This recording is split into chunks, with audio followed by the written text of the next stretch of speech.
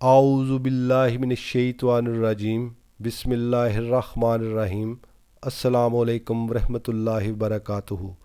ماہ سفر کو منوس سمجھتے ہوئے سفر کے مہینے میں بہت سے ایسے کام مشہور ہیں۔ لوگ سمجھتے ہیں کہ اس ماہ میں آسمان سے بلائیں اور مصیبتیں اترتی ہیں، لہٰذا اس مہینے میں زیادہ سے زیادہ صدقہ خیرات کیا جاتا ہے۔ لوگ اس مہینے میں شادی نہیں کرتے۔ سورہ مزمل مخصوص تعداد میں پڑھائی جاتی ہے۔ آٹے کی چھوٹی چھوٹی گولیاں بنا کر پانی میں بہائی جاتی ہیں تاکہ مچھلیاں وغیرہ کھا لیں اور بلائیں ٹل جائیں۔ سفر کے آخری بدھ کو نہائیں گے تو شفا ملے گی۔ خاص کر پہلے 13 دن کو زیادہ خطرناک سمجھا جاتا ہے۔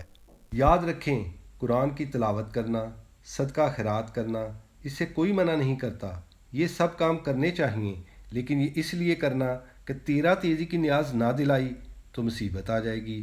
یہ غلط ہے، یہ توہم پرستی ہے۔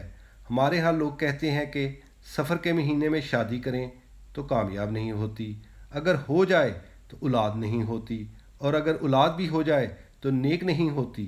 اگر ایسی بات ہوتی تو میرے نبی کریم صلی اللہ علیہ وآلہ وسلم حضرت فاطمہ رضی اللہ تعالیٰ عنہ کی شادی حضرت علی علیہ السلام سے سفر میں کیوں کرتے، اور پھر اللہ تعالیٰ نے حضرت حسن علیہ السلام، حسین علیہ السلام اور زینب علیہ السلام جیسی اولاد سے نوازا۔